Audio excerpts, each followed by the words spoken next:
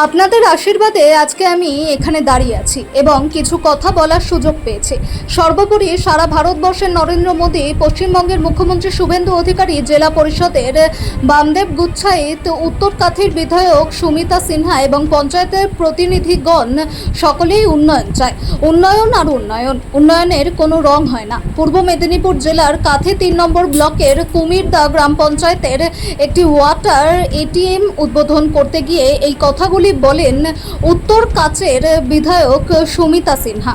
সরকার এবং জনগণ যদি চায় তাহলে কোনো উন্নয়ন থেমে থাকতে পারে না। জলই জীবন, সেই জল প্রকল্পের আজকে উদ্বোধন। তার জন্য পঞ্চায়েতকে একটা ধন্যবাদ দিন। আজকে এই ওয়াটার এটিএম উদ্বোধন করা হচ্ছে প্রতিটি বাড়ির মানুষ যাতে পরিশুদ্ধ জল নিয়ে যেতে পারেন। এটি আপনাদের সম্পত্তি। প্রত্যেকের বাড়িতে যেমন থালা বাটি ঘটি নিজের সম্পত্তি বলে রক্ষা করেন, ঠিক সেভাবেই এটিও আপনাদের সম্পত্তি রক্ষা করার দায়িত্ব আপনাদের। বিশেষ করে মায়েদের উদ্দেশ্যে বলেন কোনো রকম অন্যায়কে বরদাস্ত করতে না বলেন।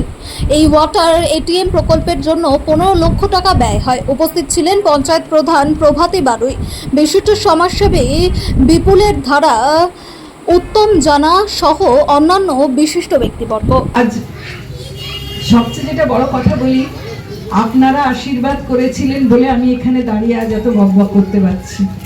তা না হলে আমার এখানে দাঁড়িয়ে এত কথা বলার সুযোগ হতো না। আজ মাথা উঁচু করে ভাজা চাউলি যেতে পেরেছিলাম তাদের আশীর্বাদ পেয়েছি বলে।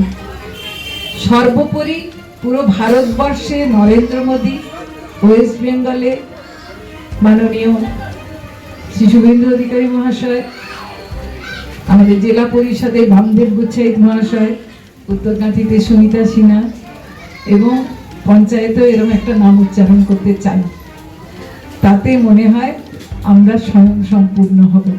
কিন্তু যাদেরই নাম বললাম তারা প্রত্যেকেই চায় উন্নয়ন, উন্নয়ন এবং উন্নয়ন। এখানে কোনো রং থাকবে না।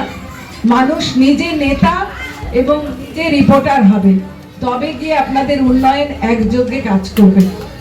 আজকের কথা সেটাই যে আপনারা যদি সরকার চেষ্টা করেন, জনগণ চেষ্টা করে, প্রশাসন চেষ্টা করে, কোনো উন্নয়ন থেমে থাকতে পারে না, কখনোই না।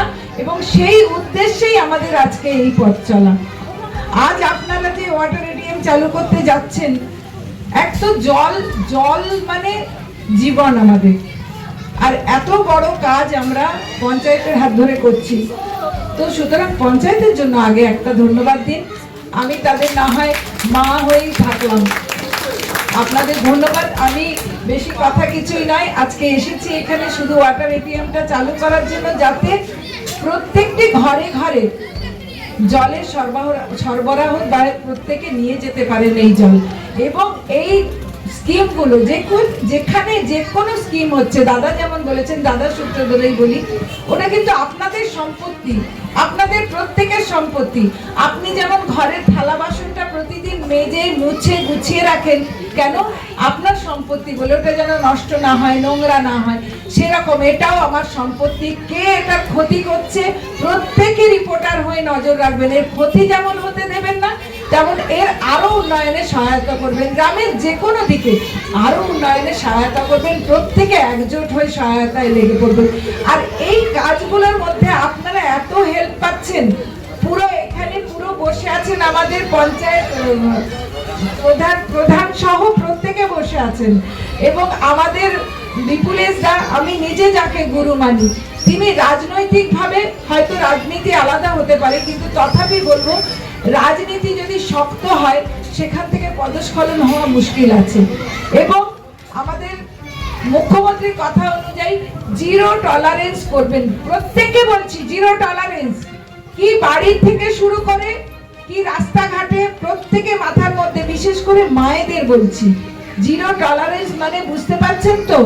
অন্যায় সহ্য করবেন না, একেবারে কোনো অন্যায়, সে ছোট থেকে বড় কোনো অন্যায় সহ্য করবেন না।